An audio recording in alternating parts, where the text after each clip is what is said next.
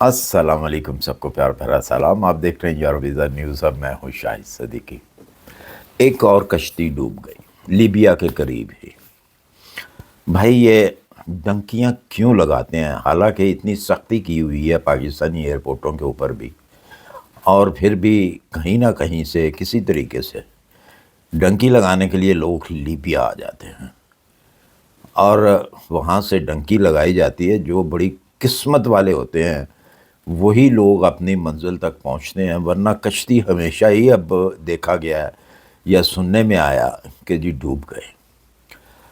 میں نے بہت سارے ایسے لوگ دیکھے ہیں کہ جو ڈنکی لگاتے ہیں، کچھ تو بائی روڈ ڈنکی لگاتے ہیں، اور کچھ جو ہے یہ لیبیا کی طرف سے۔ لیبیا والے کم ہی کامیاب ہوتے ہیں۔ بڑی تکلیف ہوتی ہے جب یہ خبر سننے کو ملتی ہے جی کہ کشتی ڈوب گئی، اتنے لوگ جو ہیں ان کی ڈیتھ ہو گئی۔ اب اس کشتی کے اندر 4 پاکستانی سے تھے جو کہ منڈی بہاولدین سے تعلق تھا، ان کی ڈیتھ ہوئی ہے۔ تو سمجھ نہیں آتی کہ یہ ڈنکیاں کیوں لگاتے ہیں۔ ایک لیگل طریقہ ہے، اس لیگل طریقے سے آپ کیوں نہیں آتے ہیں؟ جہاں تک اندازہ لگایا گیا ہے کہ یا تو وہ لوگ پھر پڑھے لکھے نہیں ہیں، یا پھر یہ ہے کہ وہ سمجھتے ہیں جی کہ ڈنکی لگا کے جانا جو ہے سستا ہے۔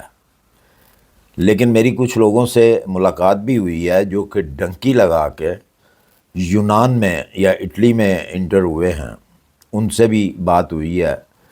تو بات کرنے کے بعد پتہ چلا کہ جی انہوں نے جو پیسے خرچ کیے وہاں تک پہنچنے کے لیے، وہ کئی درجے زیادہ تھے لیگل آنے کے۔ لیگل آنے پہ اتنے پیسے نہیں لگتے جتنا کہ ڈنکی لگانے پہ لگ جاتے ہیں، اور پھر وہ بھی یا قسمت یا نصیب۔ پہنچ گیا تو پہنچ گیا، نہیں تو راستے میں ہی ڈیتھ ہو جاتی ہے کسی بھی طریقے سے۔ تو بھائی ایسا کام کیوں کرتے ہیں جس سے جان بھی جائے، پیسہ بھی جائے، اور پیچھے والوں کو، اپنے والدین کو جو ہے وہ رونے دھونے کے لیے چھوڑ دیتے ہیں۔ بہت سارے ایسے لوگ دیکھے کہ جو کہ اپنی زمینیں بیچ کے جو ہیں وہ یہ کام کرتے ہیں، کچھ پراپرٹی بیچتے ہیں، کچھ اپنے جانور بیچتے ہیں۔ تو کرنا یہی ہے، ڈنکی لگانی ہے، اور ظاہر سی بات ہے کہ وہ پڑھے لکھے نہیں ہیں۔ چلیں جی آپ پڑھے لکھے نہیں ہیں، ایک بہترین سا طریقہ ہے یورپ آنے کا۔ اگر آپ نے یورپ ہی آنا ہے تو ایک بہترین طریقہ ہے، اگر آپ پڑھے لکھے نہیں ہیں اور یورپ آپ آنا چاہتے ہیں تو آپ 6 مہینے کی، 3 مہینے کی بینک سٹیٹمنٹ بنائیں، کیونکہ وزٹ ویزے کے لیے بینک سٹیٹمنٹ جو ہے وہ بہت ضروری ہے۔ اگر بینک سٹیٹمنٹ نہیں ہے تو پھر وزٹ ویزا بھی نہیں ملتا۔ یہ سمجھیں کہ ایک ریڑھ کی ہڈی جو ہے نا وہ کام کرتی ہے آپ کی بینک سٹیٹمنٹ۔ اس کے بعد آپ اپلائی خود تو نہیں کر سکتے، لیکن کوئی ایسا شخص ڈھونڈیں جو پڑھا لکھا ہو، سمجھدار ہو، اس کو تھوڑے سے پیسے دے دیں۔ مصیبت تو یہ ہے نا کہ وہاں بھی آپ پیسے دینے کو اس شخص کو راضی نہیں ہوتے ہیں کہ جو آپ کا کام کرتا ہے۔ وہ پڑھا لکھا انسان ہے اگر، تو ان چیزوں کو جانتا ہے، کمپیوٹر کو، کہ کس طریقے سے اس نے اپلیکیشن پر کرنی ہے، یا مطلب کوئی بھی ڈاکومنٹس ہے وہ کس طریقے سے اٹیچ کرنا ہے فائل کے اندر، کون کون سے ڈاکومنٹس ہیں۔ یہ بھی کوئی مسئلہ نہیں ہے کہ کون کون سا ڈاکومنٹس چاہیے۔ وہ پڑھا لکھا بندہ ہے تو وہ خود ہی گوگل کر کے وہ دیکھ لے گا جی آپ کو کون کون سے ڈاکومنٹس کی ضرورت ہے۔ تو بہتر ہے کہ ایسے لوگوں کو، ان کو تھوڑے سے پیسے دے دیا کریں کہ بھائی یہ آپ نے محنت کی ہے میرے ساتھ، میرے کام کے لیے، تو یہ آپ کا حق بنتا ہے۔ لیکن بہت سارے لوگ ایسے ہوتے ہیں کہ وہ حق بھی نہیں دیتے، لیکن ان ایجنٹوں کو پیسے دے دیتے ہیں جو کہ ڈنکیاں لگواتے ہیں، جانیں بھی جاتی ہیں۔ وہاں پہ وہ منظور کر لیتے ہیں، لیکن وہاں پہ تھوڑا سا پیسہ نہیں دینا۔ تو اس طرح آپ اس شخص کو تھوڑے سے پیسے دیں، اس سے اپنی پوری فائل بنوائیں، اپلائی کروائیں، اور یقین جانیے کہ اگر آپ کی بینک سٹیٹمنٹ صحیح ہوگی اچھا کئی ملک ایسے بھی ہیں جہاں پہ آپ کا انٹرویو نہیں ہوتا، انٹرویو سے مت ڈریں۔ اگر آپ پڑھے لکھے نہیں بھی ہیں تو میں آپ کو ایک چیز بتا دوں، یہ ایک انٹرنیشنل قانون ہے، یہ ایک قانون ہے کہ اگر آپ کو انگلش نہیں آتی، آپ ڈرتے ہیں انٹرویو دینے سے، تو آپ ان کو کہہ سکتے ہیں کہ جی مجھے ٹرانسلیٹر چاہیے، وہ آپ کو ٹرانسلیٹر مہیا کرتے ہیں، آپ کی زبان میں بات کرے گا وہ، آپ اس سے اپنی زبان میں بات کریں گے، وہ آگے انگلش میں یا ان کی جو بھی لینگویج ہے وہ اس میں اس کو ٹرانسلیٹ کر کے بتائے گا۔ تو یہ ایک انٹرنیشنل لا ہے۔ ہاں کئی ایمبیسیاں جو کہہ دیتی ہیں جی کہ نہیں ہمارے پاس ٹرانسلیٹر نہیں ہے، لیکن نارمل یہ قانون ہے کہ آپ اپنی لینگویج کے اندر جو ہے وہ انٹرویو دے سکتے ہیں۔ باقی رہ جاتی ہے بات جو بینک سٹیٹمنٹ ہے، تو بینک سٹیٹمنٹ آپ یقین جانیں کہ آپ کے ہی وہ پیسے ہوتے ہیں، اور اتنے کم پیسے ہوتے ہیں کہ اس سے زیادہ جو لوگ ہیں وہ ڈنکیاں لگانے کے اوپر خرچ کر دیتے ہیں، یا پھر ان کو استعمال کیا جاتا ہے، ان لوگوں کو ان سے بار بار پیسے مانگے جاتے ہیں، ان کو بلیک میل کیا جاتا ہے، تو وہ اس طریقے سے آ کے وہ بہت زیادہ ان کے پیسے جو ہیں خرچ ہو جاتے ہیں۔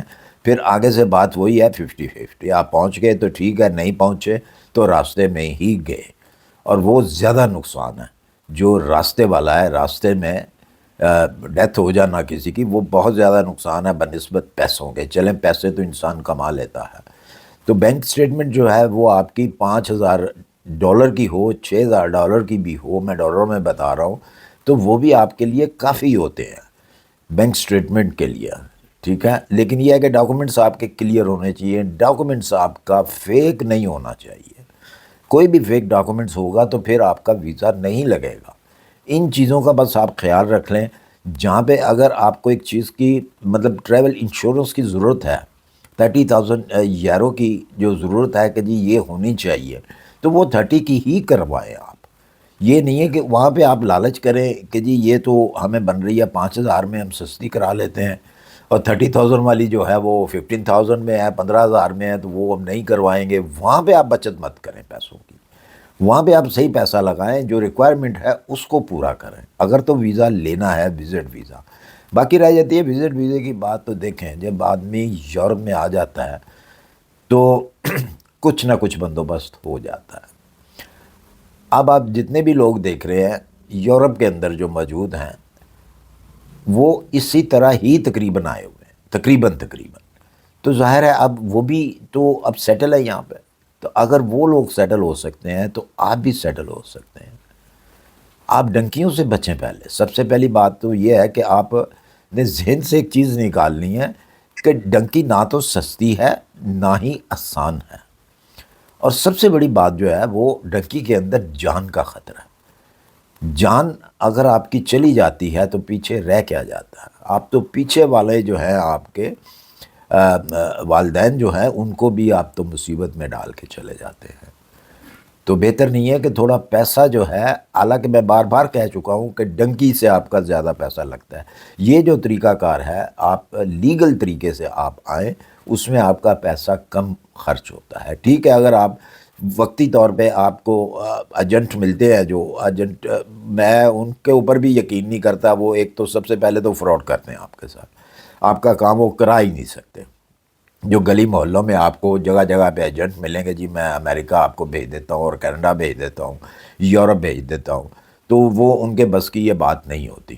بہرحال بڑے بڑے لوگ جو ہیں، بہت سارے ایسے لوگ بھی ہیں ویزا کنسلٹن ہیں جو کہ بڑے بڑے آفس کھول کے بیٹھے ہوئے ہیں، وہ بھی فراڈ کر جاتے ہیں آپ سے۔ ان کے ہاتھ میں بھی کچھ نہیں ہوتا، وہ آپ سے اپنی فیس لیتے ہیں، اس کے بعد ویزا ریجیکٹ ہو جاتا ہے تو جناب آپ کہتے ہیں جی ٹھیک ہے ہمارا تو ہم نے تو اپنا کام پورا کیا، وہ آپ کا 1,00,000 1,50,000 روپیہ جو ہے وہ کھا جاتے ہیں۔ اپنی طرف سے وہ کام ہی کرتے ہیں، لیکن یہ ان کے بس کا جو کام آپ نے خود کرنا ہے، طریقے سے جو کام آپ نے کرنا ہے، وہ آپ کا کام صحیح ہوگا۔ تو آپ اس طریقے سے کریں، بجائے کہ آپ ڈنکی لگائیں، جان دیں، پیسہ زیادہ خرچ کریں، اور اس کے بعد دوسروں کو بھی آپ مصیبت میں ڈال دیں، اپنے پیچھے والوں کو۔